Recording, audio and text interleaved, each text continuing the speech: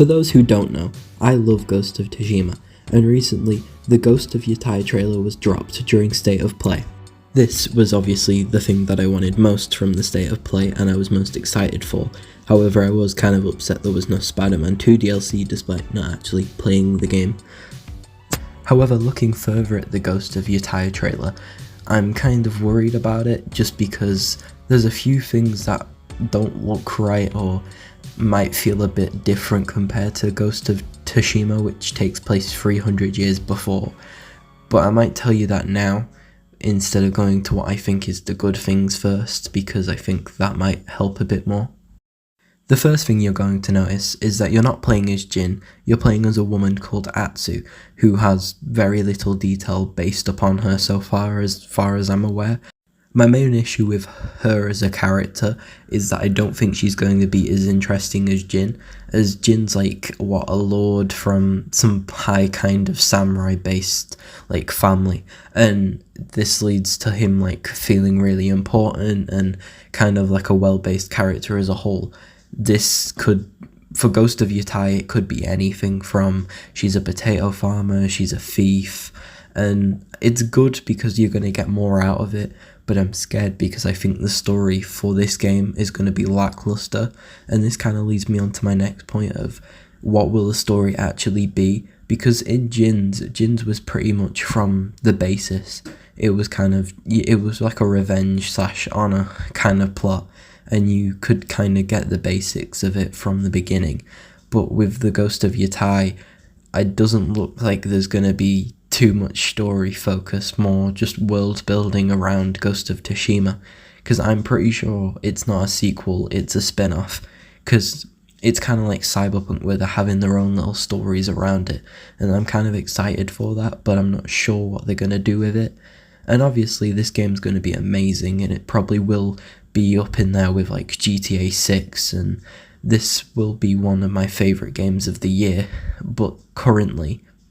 the story focus for the game isn't as interesting as what Ghost of Tsushima had, because Ghost of Tsushima's story was perfect in nearly every single way, and it had very, very little faults.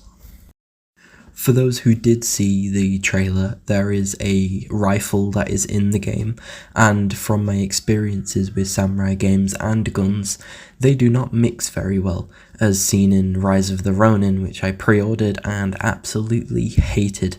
That game was awful in every single way, and the main part of it was the combat and the guns. I don't think a samurai game should have guns, and especially one that's as cinematic as what Ghost of Yōtei is probably going to be. I don't think a gun is going to help in that way, because like you're in a duel, and duels were probably one of my favourite parts of Ghost of Tsushima,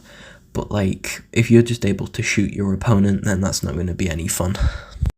Speaking about combat itself, I am hoping they bring back all the stances they had from the last one plus more, because they were probably one of the most like standoffish things you could get in that game, and they were so unique to that game at the time that I think there was only games like Nioh that I had really seen use the system like that. Due to what I have seen online, I am kind of excited for the weapon systems, because apparently there are going to be a host of new weapons, and that is amazing to hear, because some of the weapons in Ghost of Tsushima were extremely fun and chaotic, but I felt like I always just went for the straight up samurai sword over like the bow, and I think it was bad that I never really used the bow, but like I was using the samurai sword in the assassinations as most, and I think if you're mixing it up a bit with maybe a spear, because on one of the promotional art she looks like she's holding a spear, and there's a few other things she holds, like some different looking swords, and there's guns as well, and you can get a load of things. There might be crossbows and stuff like that, and it'll be interesting to see what they actually add and how you're going to get it, because obviously like every time you got a thing in Ghost of Tsushima, it was gifted to you by somebody important, like you got the longbow from the master of the archery and shit like that, and there's stuff that you want to see in it, but I'm not sure how they're going to play into it, because I don't want to be given everything, but I don't want it to be like just forced into my hand. As well as that, with the weapons, I'm also excited for the appearances, because Ghost of Tsushima had some of the best appearances you could give in any character, and it was just fun going around the map with the wind, trying to find all of the appearances and outfits and stuff you could find across the map, like the skull mask. And granted, I never changed most, like, especially the samurai sword that Jin owns. I never changed it from its original one, but I still collected all of them because they were fun to collect. But I think I changed my outfit, like, nearly every time I played, just because it was so fun, and you could get so many different outfits and different colours for it. And overall, even, like, the New Game Plus outfits, which were, like, I didn't really get any of them, but, like, they were fun to unlock, and it was kind of worth going to do the New Game Plus again. And it's interesting to see what they're going to do with Ghost of Yōtei, because I think if you add new outfits to it and give her a bit more style over Jin, because obviously she's not a samurai, as we know so far. She looks like she's going to be some kind of Ronin or something like that, and it'll be interesting to see what kind of outfit she has when compared to Jin's kind of wardrobe. I don't want to drag this on for too long, but there is a slight problem that I have noticed, and obviously when you play Ghost of Tsushima, the entire map is the entirety of Tsushima, as long as I know from what I've seen of Tsushima. And Yōtei is like a mountain, and I don't know how big Yōtei is, and I'm not sure on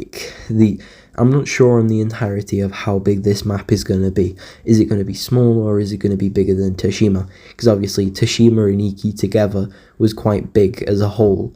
but there's still a small island compared to what Yōtei is. But I don't want the island, I want more than just Yōtei itself. I want maybe a bit of the outside, and maybe a bit further along the maps, even if it's like a temporary side mission, kind of like the Far Cry 4 when you went to the mountains, because they were kind of fun and it's kind of unique. And if you get to expand upon a bit more of, I think it's the eco kind of period, it might change it a bit, and I think giving more land and opportunity is better, and it also makes it so the game might feel a bit more bigger and a bit more spread out. But like, I don't want it to be too big, like Valhalla size, that you literally have to it takes like days to get across the map.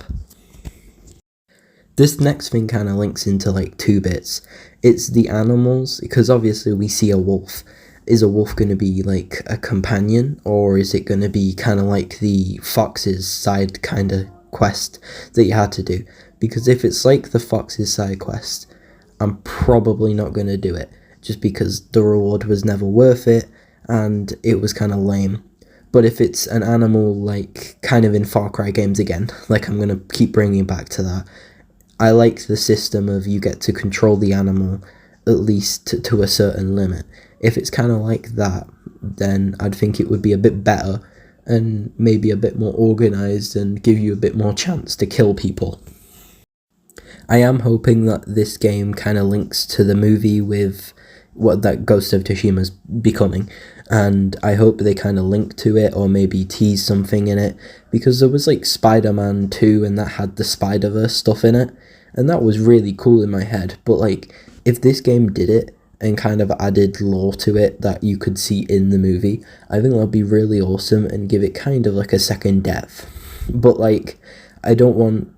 it to ruin the game completely and feel like it's just shoved in there for the sake of it. It needs to be there for a purpose. But if the purpose isn't good, then I don't want it to be there.